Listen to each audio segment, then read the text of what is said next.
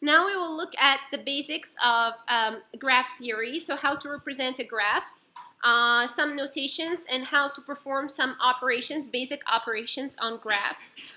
We will learn also about particular graph types. There are many graph types in the literature of graph theory, but we will look at particular ones, the most important ones.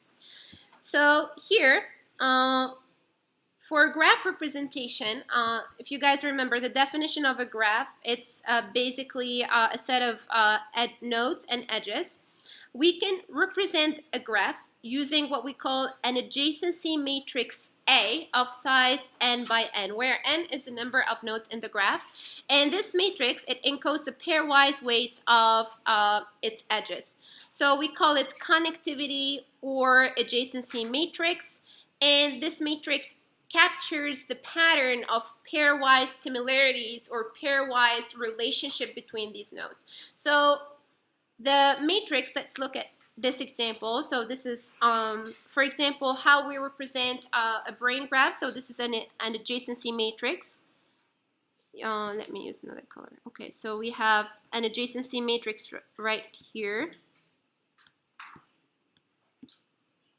And let's say, for example, we have n by n. So each row actually represents a node. For example, this row, it represents node maybe 5. So that's a node. So this is actually another representation of the same graph. It's what we call a circular graph. And here, each row in the matrix represents a node, and also each column. So this is symmetric. So these are actually all nodes in the graph. And these are the symmetric same nodes, and we encode their relationship. And in this study, we looked at the difference between the male and the female brains. So we did what we call graph-based group analysis, and we tried to find what are the key connections that distinguish the female from the male brains in terms of morphology. But let's go to this and understand fully how we define our adjacency matrix. So, for example, here, how many rows I have? I have 4 rows. So this is my graph, okay? And let's say the original graph, I have nodes 1, 2, 3, 4. So this is my matrix A. 1, 2, 3, 4. 1, 2, 3, 4. So we have what we call one-to-one relationship. It's called self-edge or self-similarity. So this self-edge, generally we exclude it in graphs. So in this case, the self-similarity is not taken into account. In some graphs, it is an important thing. But in most graph representations that we will use throughout this course, the self-similarity is not important. So what we can put here is zeros, okay? There is no self-similarity, so there is no edge, okay? Now, for the rest, for example, if we have for this graph, the relationship, let's say 1 to 2 is 7, 1 to 4 is 5,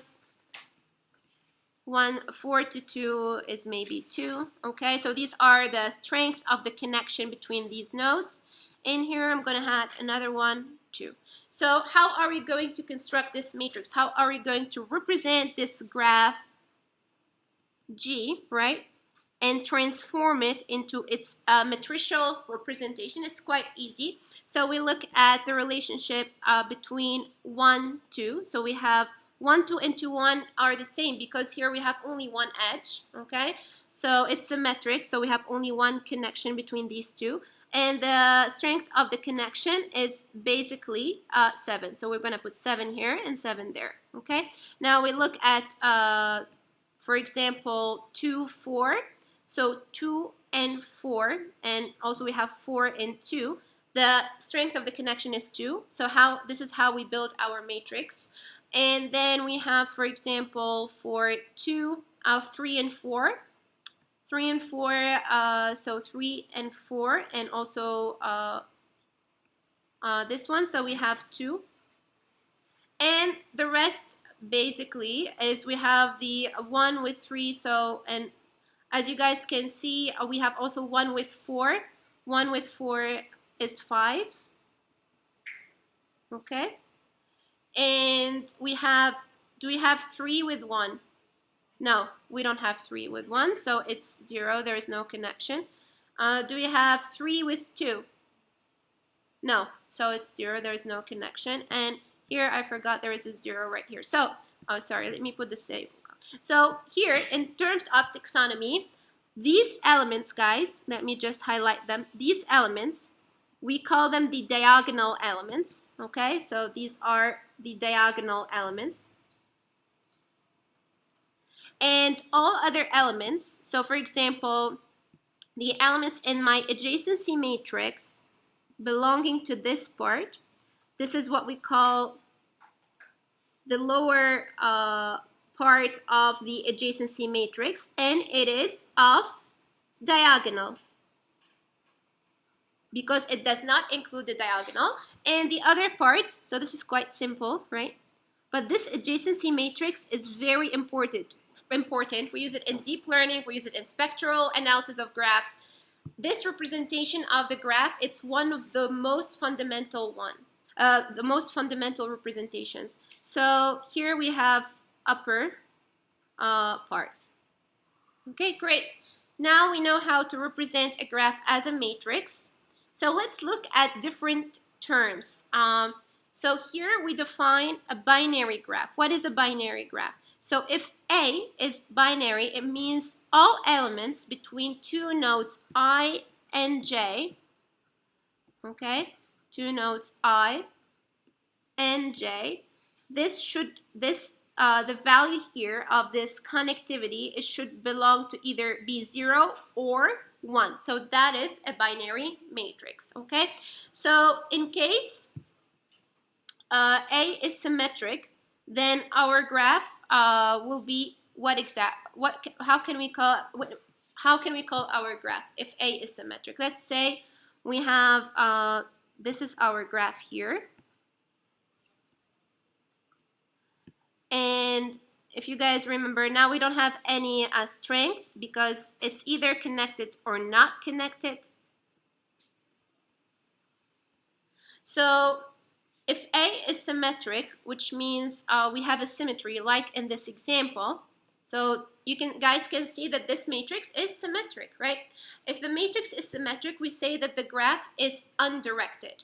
So undirected graph, it means the graph G is undirected. Oh, it's better to use this notation right here, okay? What does it mean, undirected? It means each edge, we have only one connection between two nodes, okay?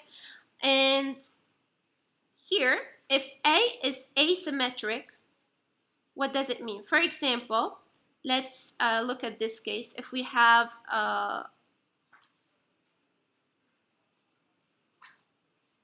0, 0, 0, 0, and we have 1, 1, 0, 1, 0, 1, and then I put this, so this one is 0, this one is 1, 1. So in this case, it's maybe it's not the best case ever because the weights are important. It means that there is no connection or not, but in this case, if it's asymmetric, we say that actually for the binary graph, it's a special case. What does it mean? It means that if we have two nodes, you guys, I want you to think about this, okay? So if you have 3 nodes, they either are connected or not. But if it's a directed graph, it means you have 2 directions, right? Okay? 2 directions. So this is node 1, 2, and 3 because this is a directed graph, okay? So it means that if A is asymmetric, it means G is directed graph. Now, in one sense, it might be directed, okay, in this direction, but the other one, it might not be. So we might have edges in both. For example, for a binary graph, this one is symmetric. You can see 1 to 2 and 2 to 1, we have like the same, we have a connection. But if you look at these 2 nodes, what do you guys notice? If we go from 2 to 3, okay, so if we go from 2 to 3, okay, this one, we have a connection, but if we go from 3, okay, to 2, right here, we don't have a connection because it's a 0. This is what it means, okay? Cool. Now, we have also what we call weighted graphs. So a weighted graph, it means you have different, here the adjacency matrix belongs to the values that the adjacency matrix elements can take. They belong to R. So this is quite simple. So here we have no self-similarity, but we can have different values. We can have, for example, 7, 8.2. Okay, this is symmetric matrix because we have an undirected graph. And you guys can build your graphs this way. So this is what it means that it's a weighted graph. Okay, so a weighted graph, it means the edges, they take weights, like this one exactly. So this is a weighted undirected graph.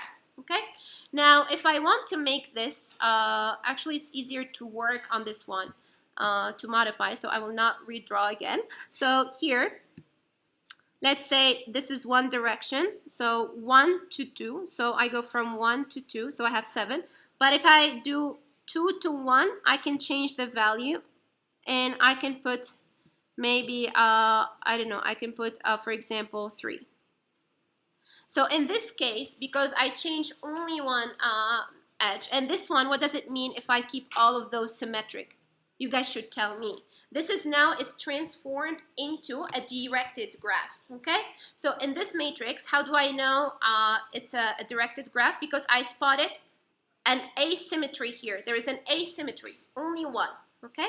But the other ones are symmetric. But if I say that the other ones are symmetric, does it mean that I have only one edge? What should I change in this graph? What should I change in this graph to make it compliant with my adjacency matrix? Add double edges, right? Very good. So it means I need to add direction. So here it means there is one with thickness 2 and also another one going back, and it applies for all the other ones, okay? And back 5, and I have also 3 to 4 and 4 to 3, and it's 2 because they are symmetric. But this is a directed graph, weighted directed graph. Good. Now you guys get the idea, I think. So, so if A is asymmetric, right? So we have, for example, 2 here and 3.4. So it means it's asymmetric. So here it's a weighted undirected graph. Directed graph. Let's look at these examples. So this is from the book. So this is these are different representations. A binary graph, so you can see we have here weighted and directed because we have 2 directions, right? And in this case, you can see that from, it's quite interesting, from C to F, we only have one direction. The other one is like actually is 0. It means it's missing. Okay, we don't have a connectivity from F to back to C. Okay, we have binary directed also here, weighted undirected and binary undirected, and these are their corresponding adjacency representations. So these are the adjacency matrices representing all these graphs. Okay. Great, so that's quite simple. Now, let's look at this question together. So, what is the number of connections in a fully connected graph with n nodes? Okay, maybe I can put n, this one, with n nodes, including self-connections. So, what is the number of edges or connections in a fully connected graph? It's including self-connections, right? So if I include self-connections, it means I'm going, this is a fully connected graph, and I'm adding those, right? So you can compute it. How many connections I have? Here are 3.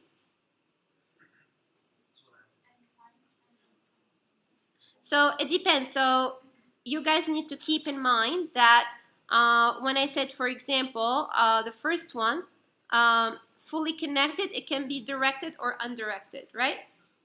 That's a very good point, right? So this one that I wrote here, like this guy here, it's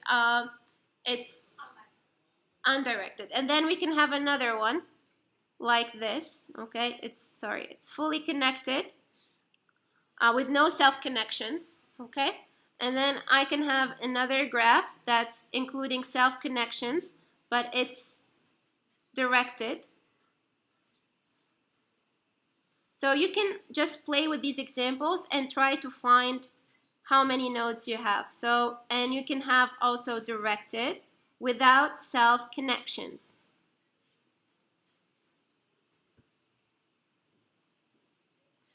So the one that is fully connected with self-connections is quite easy, right? How many connections we have? And that, why the -1? So n into n, because we said like we're including self-connections, right? So if we are including self-connections, we're even counting the number of, we're counting the elements on the diagonal, right? How many elements we have in our matrix? This matrix, n times n. So this is n times n, right? Because we're counting the diagonal elements. Now, if we remove the diagonal elements, how many elements we have? We remove the diagonal elements. How many elements we have on the diagonal? N, right? So we take n times n, but -1, right? Now, this is for directed. Now, if we have undirected graph, what is the number? How can we do this? So for undirected graph,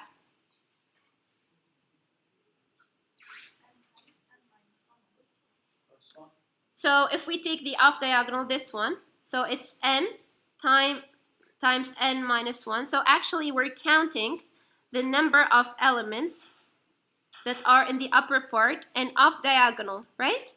If it's symmetric, so divided by 2, because these are symmetric. So we counted them twice here. Remember, I counted the edge twice, but actually there is only one edge, okay? So I need to divide by 2, okay? And then the last one,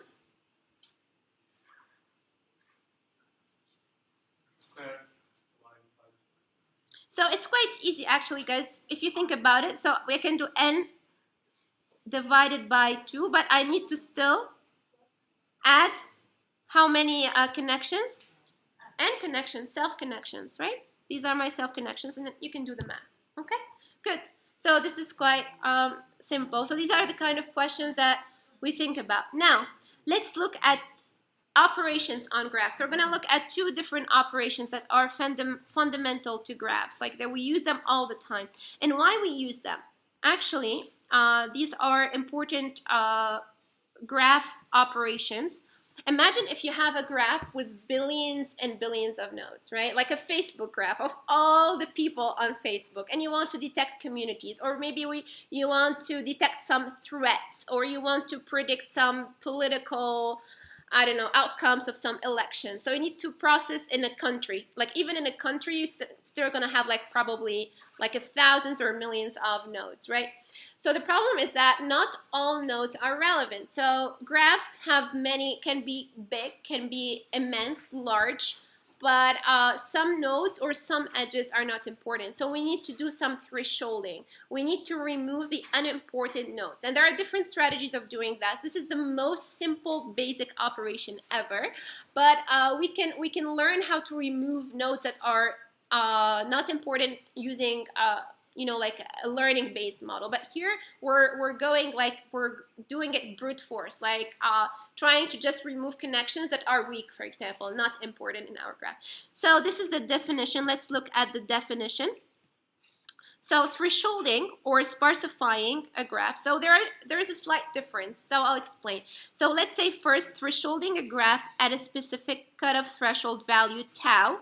It means we have our adjacency matrix. We're gonna cut it off at tau value. So it means here I'm going to keep all the elements if aij, all of the connections ij, or the edges in the graph, if the strength of the connectivity is larger than tau, okay?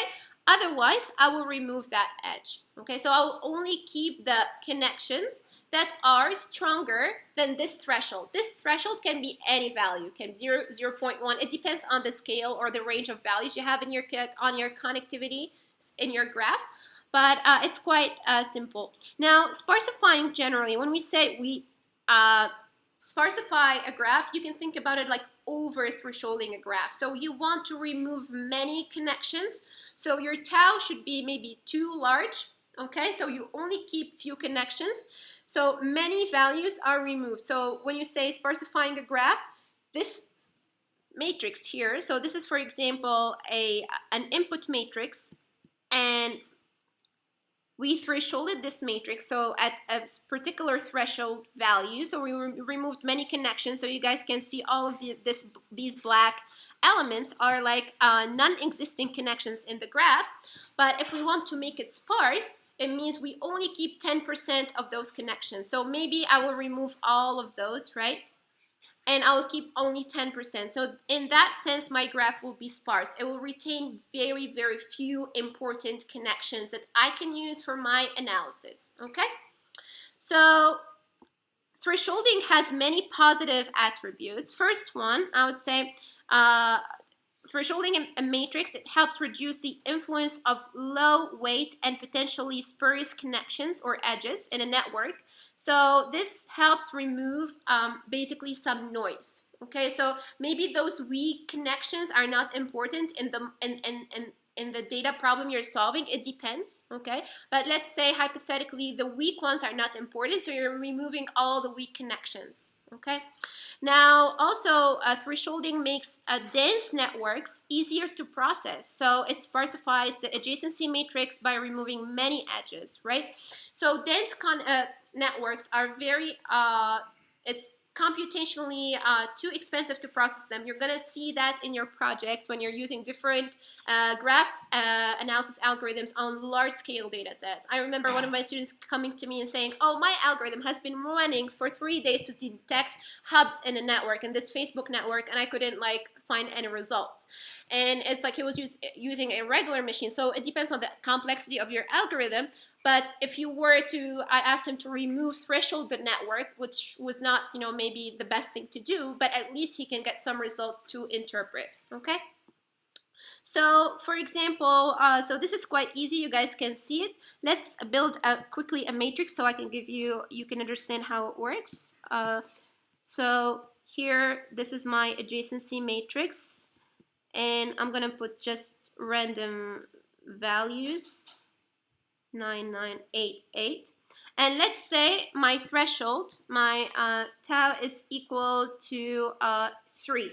Can you guys draw the matrix? I'm gonna just give you 1 minute, okay? Just threshold this matrix at 3.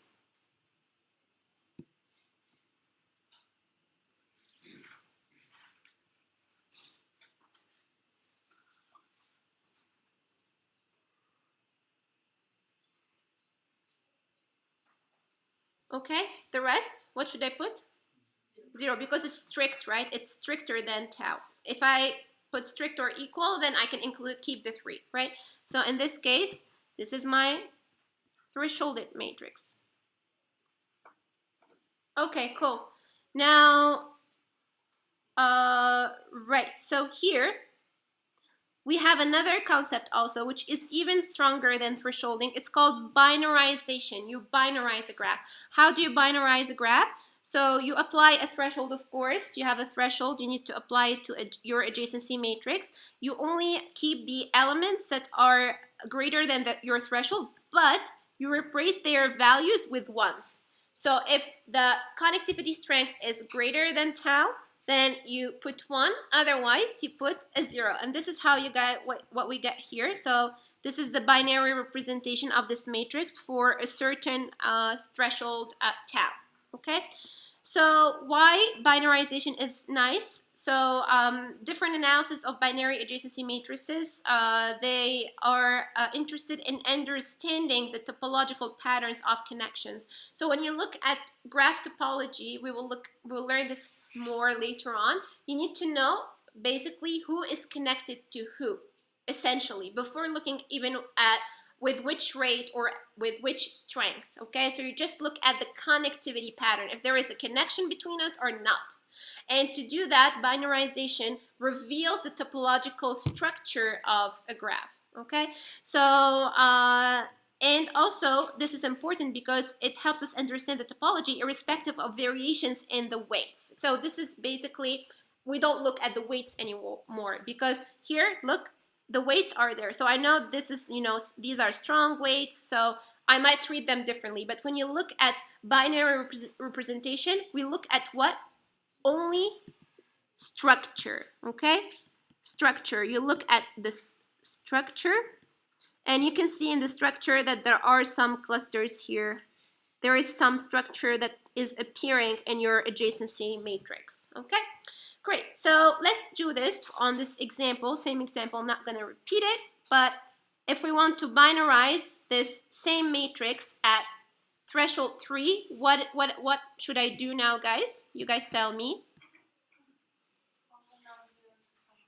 Yes, so I need to replace all of those with ones. And that's my binarized matrix, yes? I saw this binarization being implied in calculating the degree of the matrix. Then, okay, the matrix I was dealing with had like what they all had degrees in all positions. You're moving so one step further. I haven't defined a degree. I thought of like applying the threshold as well. Like, right. But I didn't know whether it is meaningful. It depends on the data you're using. So this is a good question. So sometimes you might want to do some topology analysis of your graphs, but you don't know if binarization is a good choice to make. So my recommendation in general is to read about the literature on your data. So for example, see whether people have been using binarization as a very, how would I say, like a straightforward operation to do on your graphs. So it's really data dependent. So there is no, you cannot say it's a good choice or not. It depends on the problem, it depends on the data, it depends on what you want to do. Okay? Thank you. Right, so now let's look at this. So, okay guys, when you see tiny brains, it means something you really need to remember. So here, what you need to recall is that the adjacency matrix forms the basis of fundamental network analysis. So simple, right? Now you know everything about adjacency matrices. And this is a very important representation of brain graphs. Now let's look at some basic graph properties. So for example, if we have the number of edges, so we have this graph, right? The number of edges in an undirected graph, we already computed that, right? But now we can rewrite it also in terms of the adjacency matrix. That is what? That is binarized. Because binarized means it tells you there is a connection or not. It gives you the structure of the graph, okay? So we can also alternatively define the number of edges in a graph using this formula, okay? So this is for undirected graph. Because in this case, what do we have? Let me explain a little bit more. So right here, we are summing all the elements of the adjacency matrix, okay? And we're counting those that are, you know, like where there is connections. Because the binary matrix, it has either one. So one, it means there is connection between 1 and 2, or there is no connection, like for example between 2 and 4. So if we sum up all the elements of the adjacency of the binarized, okay, let me write it, this is binarized adjacency matrix of the graph, then what we will do, we will actually count this connection twice, because remember, the adjacency matrix is what? Is symmetric. So we will count the same edge twice. So here, the same edge is counted twice if we have one here and one there. So what we need to do is like basically we're counting the same edges twice. So this is why a 2 here, right? So in that sense, the number of edges then is quite simple. We just need to divide by 2, and here we sum over all elements of the binarized matrix IJ, okay? Now, if we have a directed graph, like for example this one, so what do you guys see? For a directed graph, the only thing that changes what? We don't count twice anymore. So we're going to have actually, it's not the same edge. So we need to remove the 2. So basically, it's very simple. This is a very nice and neat definition of the number of edges in a graph. It's just summing the elements of a matrix, the binarized matrix. Okay, very good. Now let's look again. Here, what do we have? We have something else that is important, which we call the graph connection density, or also we call it the connectance kappa of a graph. So what is the definition of a connectance of a graph?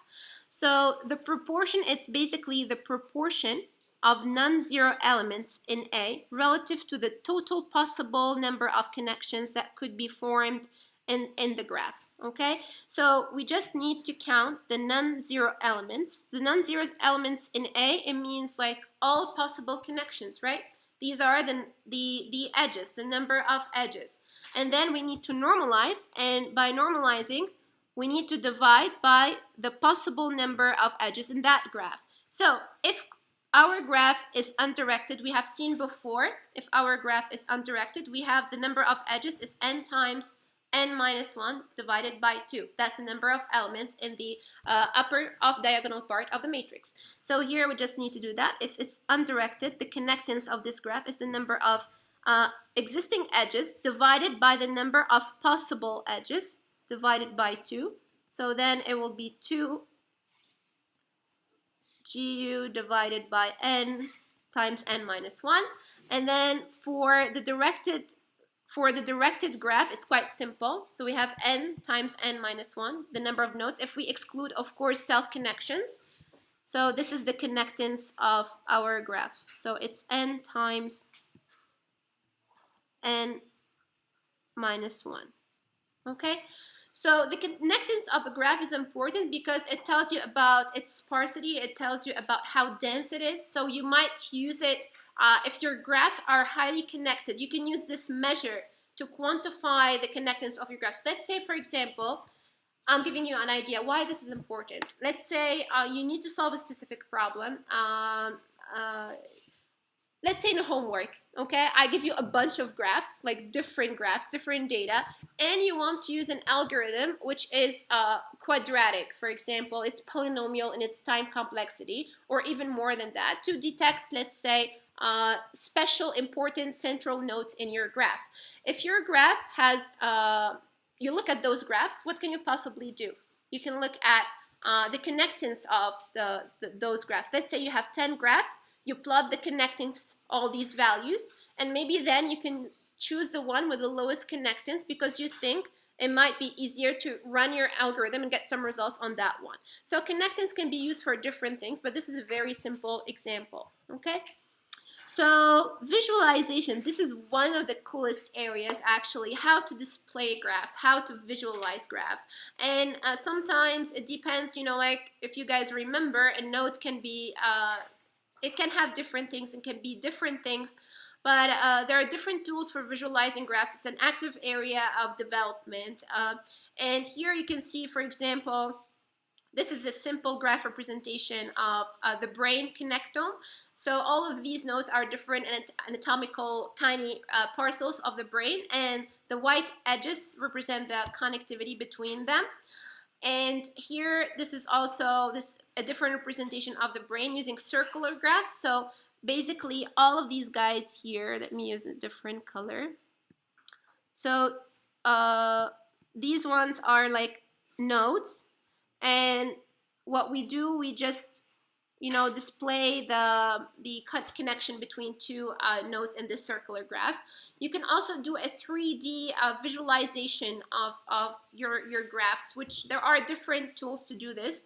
One of them, I'm not sure how it's pronounced, Gephi or Gephi, Gephi, I think. So this is one of the softwares you guys can use generally to visualize any kind of graph. So if you want to do this in your homeworks, have nice visualization of your graphs.